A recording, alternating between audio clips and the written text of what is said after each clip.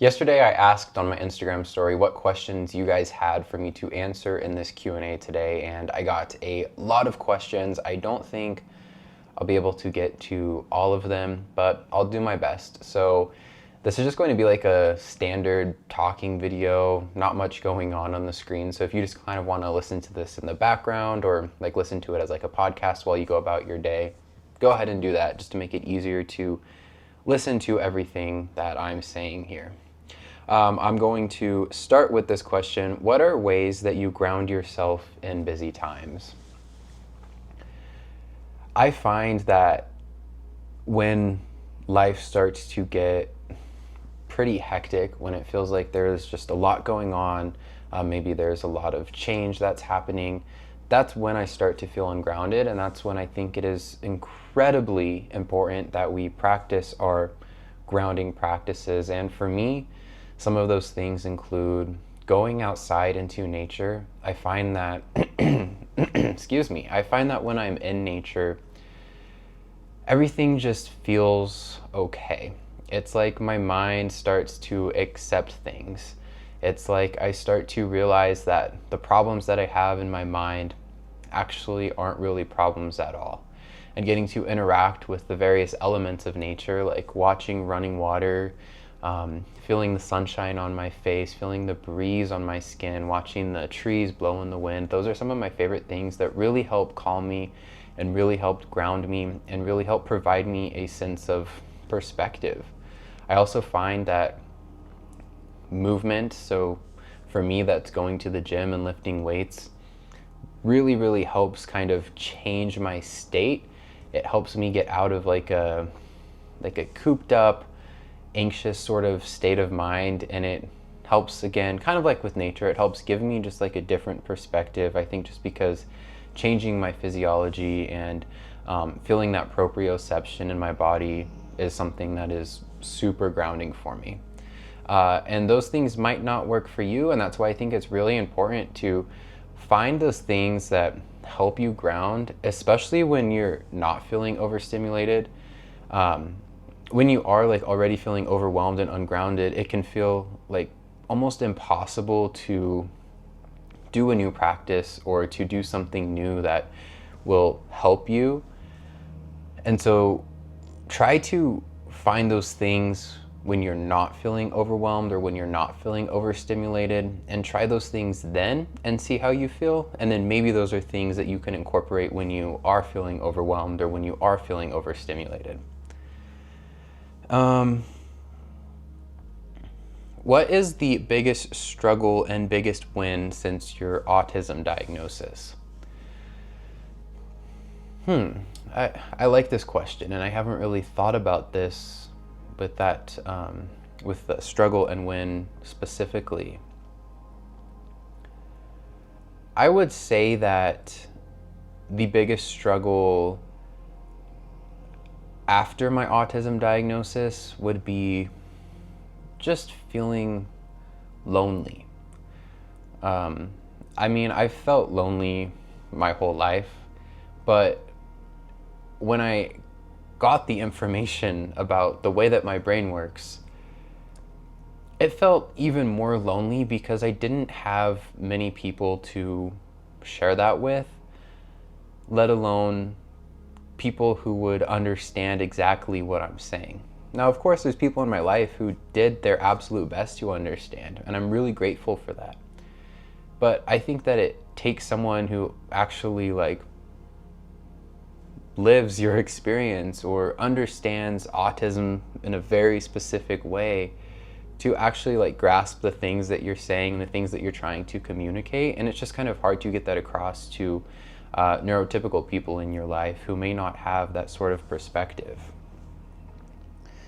I would say that since working on a lot of this in therapy and a lot of this shame that I felt, which also contributed to me feeling lonely, has really helped that part of feeling alone. It's helped it quite a bit.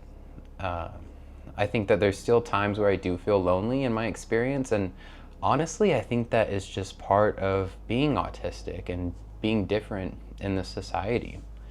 My biggest win since my autism diagnosis, I would say it has been finding ways to support myself, and more specifically, finding ways to structure my life and my future in ways that support me. Now that I have this understanding of what my needs are and how my brain works, I'm able to find ways to support those needs and support my brain without feeling guilty about it. And by giving myself more grace, I feel like I have been living a truly aligned life these past few months, and I find that that has been incredibly helpful. Ooh, I like this question. So, any tips on communication when in a shutdown and can't speak? Yeah, so when I have my autistic shutdowns, it feels impossible to speak. Sometimes it feels like the words are there, but there's not like a connection to my mouth and I can't get those out. Other times there just aren't even words there. And I think one way to help with communication during this is to establish a protocol beforehand with the people who you live with, the people who you'd be around when you're having an autistic shutdown. Let them know, like, okay, this is what's happening to me, and so I won't be able to communicate, but I might be able to let you know that I'm having a shutdown by doing this. Maybe it's if you're able to text them like I'm having a shutdown, or if you have like a card or something, you can like put it on your fridge like I'm having a shutdown, or just finding something beforehand to communicate that you're having a shutdown and letting them know beforehand what a shutdown is and how it presents for you. I feel like that can be really helpful because like it's hard when you're in a shutdown to communicate all these things, and it often feels really impossible. So I think if you can find something to do beforehand so that you are prepared for when you do have a shutdown, it can be helpful. And I know that that has been helpful for me and in my relationship also. Let's see.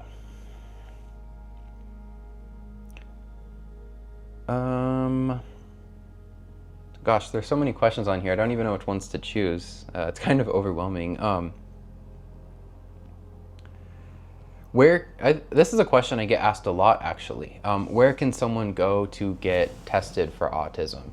So I saw a neuropsychologist to be assessed for autism, and she did a full neuropsych eval, which also included like an IQ test, and she tested various parts of my brain with different tests and stuff. And I liked that because it showed me like what my strengths are, what my weaknesses are, the things that I've challenges with, the things that I'm good at, and it helped me like get a full grasp of how my brain operates and then how that relates to my autism. And so I think just look in your area, try to find resources for, and I'm assuming this is an adult who asked this, try to find resources for adult autism assessments. In my area, there are only like 2 or 3 people who perform assessments for autism on adults. And that's one of the reasons why I did have to wait almost a year to be assessed from the time I scheduled my appointment to the time the appointment actually came. But yeah, so start by looking in your area specifically. Start doing some research like adult autism testing in blank, and kind of see where that leads you. I'm not entirely sure who else can assess for autism, but like I said, I was assessed by a neuropsychologist. Any advice for newly late diagnosed adults? Life has been easier by simply knowing. Yeah, I can relate to that, and just by having that understanding of the way your brain works, it definitely can make things a whole lot easier. And so actually I just did a video, I think it's like 2 videos ago, with everything that I wish I had when I was first diagnosed with autism. So I definitely recommend checking out that video for a full in-depth advice and just like different tips that I had for when you first get diagnosed with autism.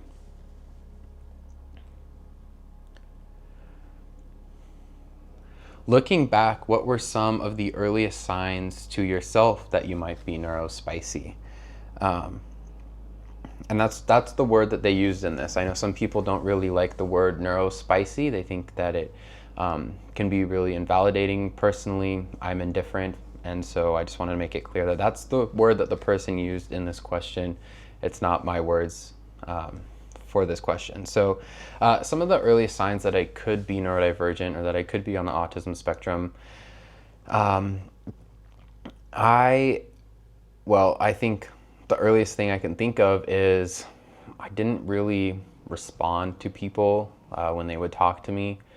I found that I just didn't really have an interest in responding, and I didn't really know how to respond. I was always thought of as being shy and being quiet, and what I now realize is actually related to my autism. I also just like had really unique interests and hyperfixations as a kid that most kids wouldn't have. I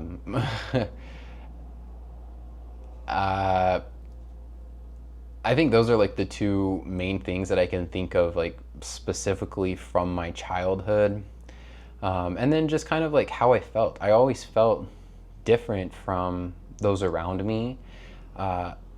I often use this analogy. It like felt like I was looking at the external world like through a window almost. Like everyone out there, like it just clicked with them. Like they got it, and then for me, I was just like confused and almost felt like an alien.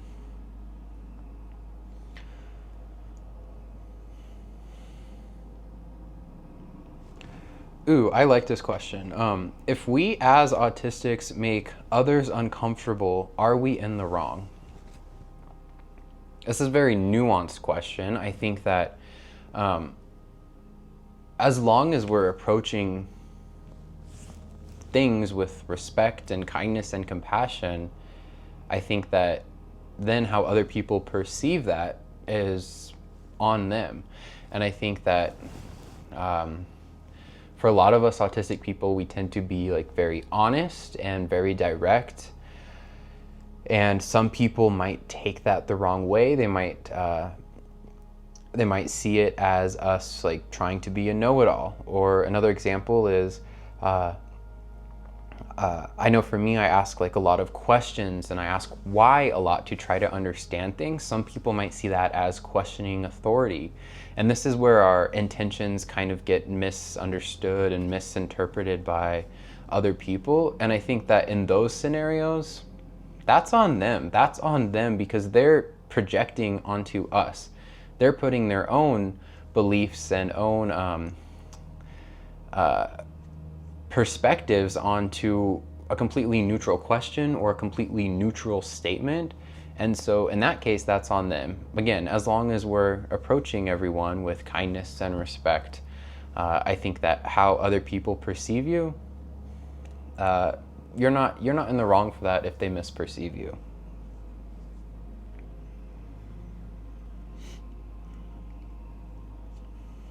In what ways do you practice gratitude? I used to do a lot of journaling, and in my journal I would write down lists of things that I'm grateful for, and I feel like that kind of like developed a habit in my mind to just like periodically throughout my day to be more optimistic, to notice things to be grateful for.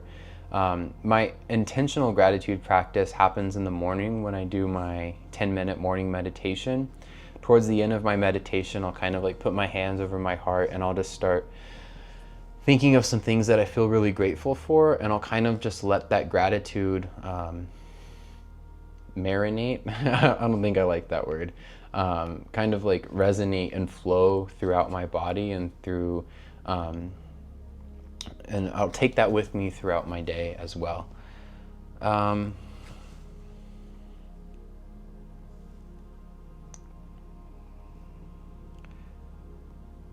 How do you deal with being sick or injured? I get very dysregulated when I'm unable to exercise. Yes, I absolutely can relate to that. Just thinking back to a few weeks ago when I had to take a week off the gym because I was sick.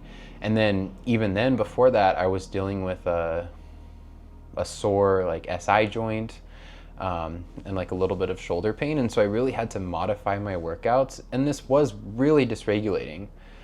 For one, I rely on my workouts for regulation. I rely on my workouts to bring a sense of peace into my life.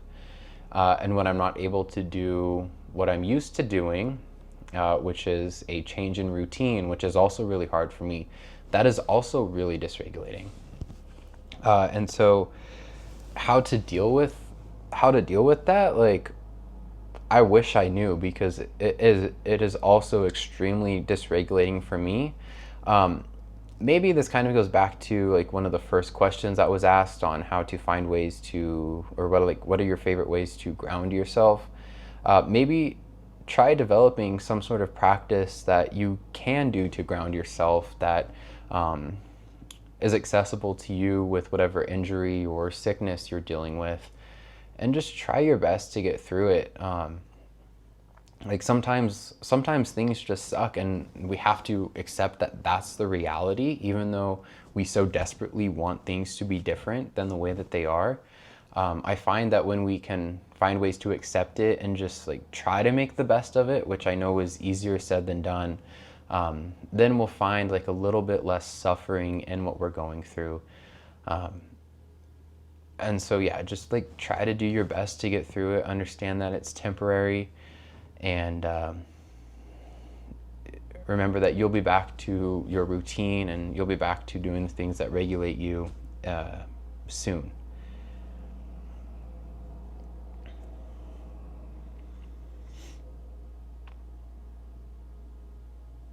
Also, a lot of these aren't questions. A lot of them are just people saying that they're thankful for my content. And so I find that to be like those sort of comments and messages, they really touch my heart, because it feels good to know that like I'm helping people. That's always my intention with my content, is by like sharing my journey and sharing all these things to try to help just like one other person who might be experiencing some of the challenges that I experience. And so I'm definitely very grateful for all these comments as well. So thank you if you left one of those comments on here. I'm getting a lot of like gym and workout questions. How often do you go to the gym? There's another one down here. What's your workout routine? Maybe I'll do like a specific video on this, because I do get asked about this a lot, and I love talking about it because it is one of my special interests. But just to kind of sum it up, I go to the gym usually 6 days a week. I wish, if I could, I would go 7 days a week, but I need to make sure that I'm incorporating rest days into my routine. And I just started a new workout program. Day one for me will, like, it starts on Sunday, because I usually take Saturdays off. So day one is like a push day.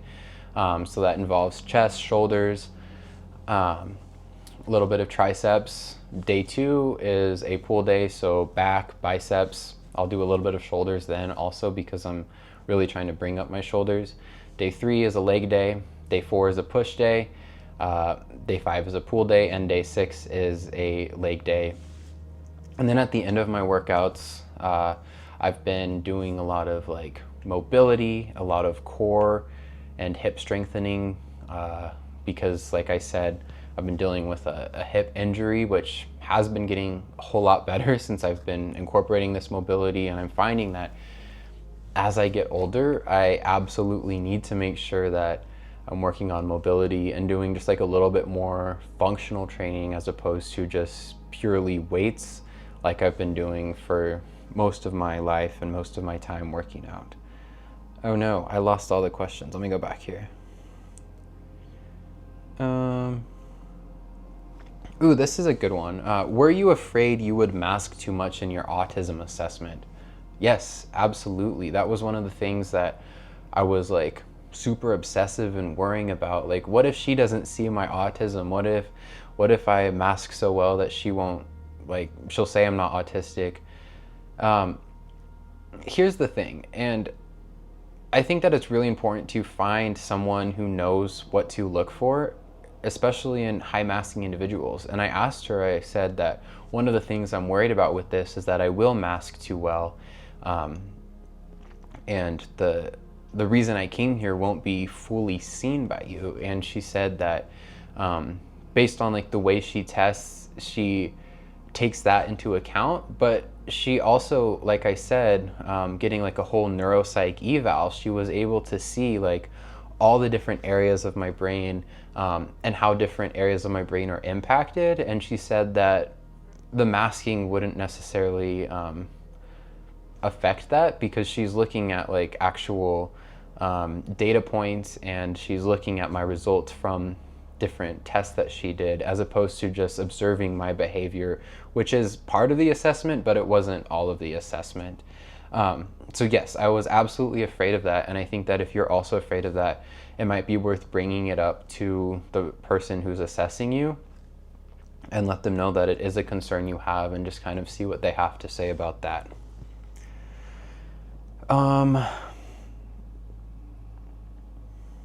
What do you think is the connection between autism and loving nature so much? I do, or I have, oh my gosh, okay. I have noticed that it feels like a lot of us autistic people feel a connection to nature.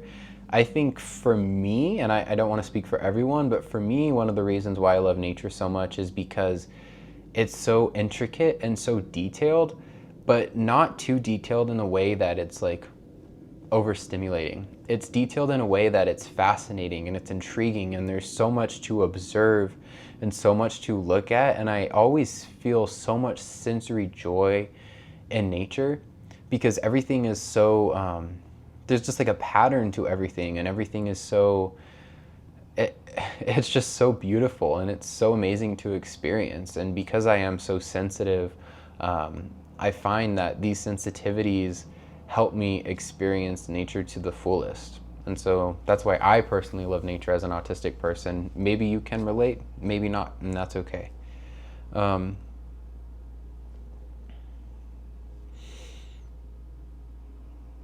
think I'll just do a few more questions because I'm getting tired of talking. This is going to be a long video. What are 3 things that bring you joy? My dog, my fiance, and trees.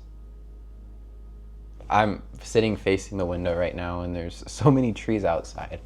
And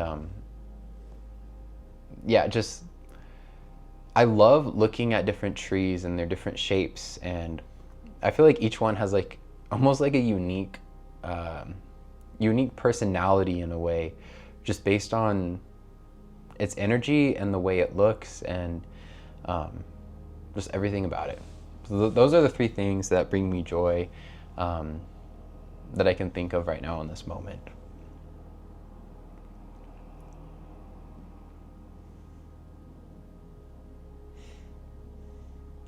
What noise canceling headphones are the best? I've gone through so many noise canceling headphones, and the ones that I have now are the AirPods Max, I think they're called, the over-ear ones. I like them because they're heavy and they tend to block out sounds pretty well. And I also like, just like for an ease of use, they connect to my computer and my phone like seamlessly, so I don't have to like go in and go to Bluetooth and connect every time I need to switch between my computer and my phone. Those are why I like those ones the most, but if you don't want to spend that much money on headphones, I completely understand. And there are definitely some good ones that are cheaper. I have like a pair of like $40 ones that I got on Amazon, and I don't know what they're called, so I do apologize for that. I think I'll do this last question on here, and then I'll definitely do more of these in the future. So please tell us more about meditation. So I've been meditating for like 7 years now, very consistently, pretty much every single day. And I find that it just helps me get my mind right. It feels like my mind is constantly analyzing and overthinking. And when I can just take a few minutes to focus on one thing, which usually is my breath, it really helps me kind of like separate myself from my thoughts. And so if you want to get started on a meditation practice, I would definitely encourage you to do a little bit of research on the various forms of meditation. I mostly do like a mindfulness type of meditation. And with this, I will use an anchor point. So an anchor point is something that's going to bring you back to the present moment. For me, that's my breath. It could be anything. It could be like a mantra you repeat in your mind. It could be maybe like a sensory sort of experience. So maybe you want to use a fidget toy while you're meditating. Maybe you want to watch running water while you're meditating. Just something that will bring you back to the present moment. And what you're going to do is you're going to focus on that thing. So for me, for my breath, I'll take a few deep breaths and then I'll get into my meditative state and I'll focus on my inhale, focus on my exhale, and then anytime I start dozing off into thought and I catch myself dozing off into thought, I will simply redirect my attention back to my anchor point, which is my breath. So I'm meditating, and then I start thinking about, oh, I need to go fold my laundry. Oh, I need to do this later. Oh, why did I say that thing yesterday? And then I'll be like, oh, wait, I'm thinking. That's okay. Let's go back to my breath. And it's kind of like about observing the fact that you're thinking without getting too attached to those thoughts or without judgment. I think what some people might get wrong when they start meditating is that you need to be completely free of thoughts. And frankly, that's impossible. It's impossible to completely stop thinking. And if you try to stop thinking, you're only going to be thinking more. And so the key is to notice your thoughts, allow them to be there, and then anytime you notice that you're thinking, come back to that anchor point. And what you might find early on in meditation is that you will catch yourself, let's say that your meditation lasts 10 minutes, you'll catch yourself thinking maybe only once. And for most of your meditation, you were caught up in thought, but you caught yourself thinking once and you brought yourself back to the anchor point. But you have to remember that meditation is a practice. And if you do it consistently, it'll turn into maybe you catch yourself thinking 3 times the next time. Maybe you'll catch yourself thinking 5 times. And it's just about noticing the thoughts without judgment, accepting the thoughts, accepting that they're there, and then returning back to the present moment. That's all it is. And it's really simple. And there really is no end goal with meditation. The goal with meditation is to just do that practice, however that shows up for you that day. And what you'll notice is some days there are going to be a lot more thoughts in your mind and it's going to be harder to come back to that anchor point. And then some days it's going to be a lot easier. And it's just about noticing that without judgment as well. So if you want to get started on a meditation practice, I would definitely recommend doing some different research on various types of meditation, and then it might be easiest to follow along to a guided meditation for a while just to kind of help get you started. Different apps like the Calm app, Headspace, or if you don't really want to pay for anything, there's tons and tons of free guided meditations on YouTube. Can you tell this is something that I love? I could talk about this. Maybe I should make a video about this. I was going to say I could talk about this for so long. Yeah, meditation has helped me significantly in my life. And the key is to make it accessible to you and make it work for you. And there's so many different forms of meditation, walking meditation, which might be helpful if you have a hard time sitting still. So just find a way that works for you and just practice it consistently. So that's it for the Q&A video. It was about 30 minutes. This is a long time for me to talk. I never talk this much, so I'm tired now. Thank you for watching or listening along. I hope that this answered some of your questions. And if I didn't get to your questions, it has nothing to do with you. There were just a ton of questions on there, and I couldn't get to all of them, but I will absolutely do more videos like this in the future. So thank you for watching.